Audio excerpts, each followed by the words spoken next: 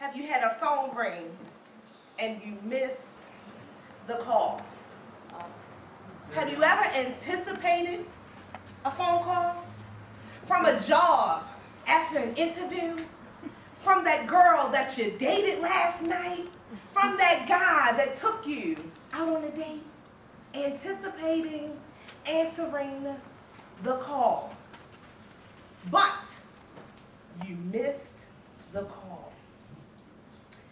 In life, there are many things that are going to call for you.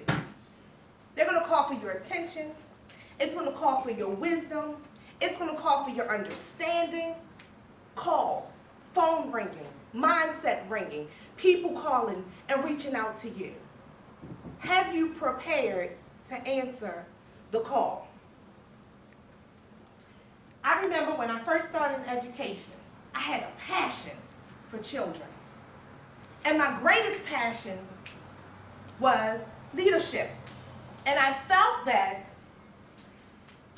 I was learning all the ways of how not to do what should be done. I thought about many times people would come in my room and say, "Oh my gosh, you would make an awesome principal.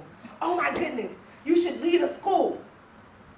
So I began to answer the call. I started my master's program and I was excited.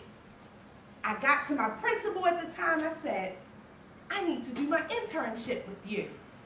Will you allow me to do that? I'm so excited. I want to be a principal one day and run my own school." And she hung up the phone on me. You know what she said? "You don't want to do this. Oh my God, you don't want to do what I do. You don't want this job." And I got disconnected. But something inside of me was burning. It was saying, you can still go after it. Because there's more than one way to answer the call. So I had to resign. I resigned. I said, "You will not block my call." I resigned. I went to another school. I met an awesome principal. He was so wonderful. He let me do my internship. And I was back on that road to, again, answering the call. But things begin to happen. Life begins to happen. But people saw things in me that I began to doubt about myself. Me? Answer that call? Me? Erika? What? Are you sure? You don't really know about this person right here. But the phone kept ringing. Do it. You have to do it. The ultimate call was this year. I said, "You know what? I'm going to step out. I'm going to answer this call." I took the role of assistant principal. Beautiful thing. But you know, sometimes when you're in the process of answering the call, there are other people on the line. They have something called call waiting. So they like to click in. You know, back in the day when you were talking on the phone and the operator would buzz in because you've been on the phone too long and your mother can't get to you, and you hear this thing go, dee, dee, dee. Excuse me. Such as your mama said, "Hang up the phone because she's trying to call." So I decided that, you know what, I'm going to really answer the call. So the next step to answering the call was to take a test. Boy, I was excited, nervous, all at the same time. I just got online and registered. Boom! I'm going to make this happen because I'm going to answer the call. 3 days before I had to take the test, it seemed like all H-E double hockey sticks broke loose because there were some children in the room. But something inside kept saying, "You got to answer the call." The morning of the test, I get to Bob Evans. It's 30 minutes before I have to take the test. I realize I'm sitting in a restaurant having breakfast, trying to debrief, unnerve myself, get it together. And I don't have my purse. No money to pay the bill, no ID to take the test. I have nothing. But again, I got to answer this call. So I pick up the phone. I said, "Babe, you got to stop what you're doing. I need you to bring me my purse right now."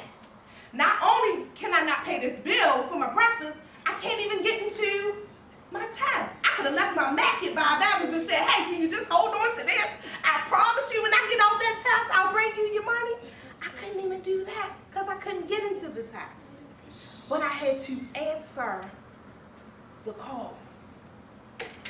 So I made it into the testing site, and all the things that bothered me, that hit me, left and right. When you go to answer the call sometimes, things are going to break loose. People are going to hit you with situations. You might catch a couple uppercuts, right? All because you have decided to answer the call. So I get into the testing site. I wanted to disconnect. I wanted to hang up. I wanted to just break down and cry. I wanted to tell them I'm going to reschedule. This is not for me. I'm going to go back home.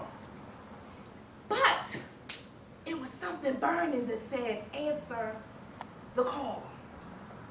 So right before I went into the testing area, you know you get nervous, right? Right before a test, right before a speech, right before an interview, all your nerves are shaking up inside of you.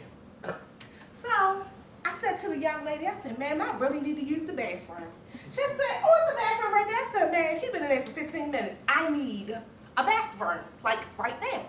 She's like, okay, baby, well, just walking up the hallway, here's the number to get into the door.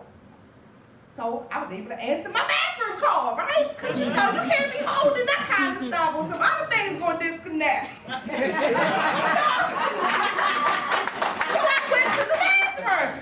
I get out the bathroom. I'm washing, right? Clean up my hands. And before I took that last step to that hallway, the only thing that dropped in my spirit was, all is well. I wore my all is well shirt the morning of my test.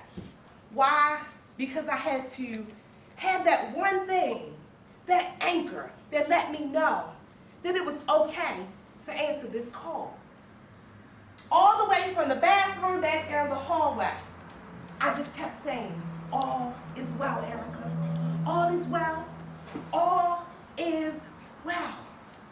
So I went in, I took the test, got my results a week ago. All really was well because I passed the test. I don't know how I did it, honestly. Seriously, people gonna say, well, how did you do? My mother, baby, how you doing your test? You know you can't let your parents down. I could not tell people around me all the things that hit me in those couple of days because I had decided to answer the call. So Mama said, baby, I have faith in you. Don't you worry about it. You're good. You're good. I know you passed your test. I said, thank you, Mama. So sure enough, I did. All was well. But let me ask you a question. Is all well with you? What is calling your name? What is it that you're passionate about? What is it that you have a burning desire to do that you are ignoring the call? Because when you step out on faith, when you make up in your mind that no matter what comes and no matter what goes, I'm going to answer the call, trust and believe. When you pick up that phone, you're going to have a party line on the other side. Because there are going to be people who believe in your dreams, who believe in your goals, and they're going to push you. And then resources are going to come. All kind of windows are going to open. Doors are going to open. And the people are going to sit back and they're going to wonder, wow, how did she do that? Wow, how did he do that? You know how? Because they picked up the phone and answered the call. So I encourage you today, no matter what's calling you, you know what it is, answer the call. Don't be fearful. Don't be scared.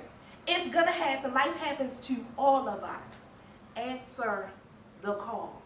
Madam Toastmaster.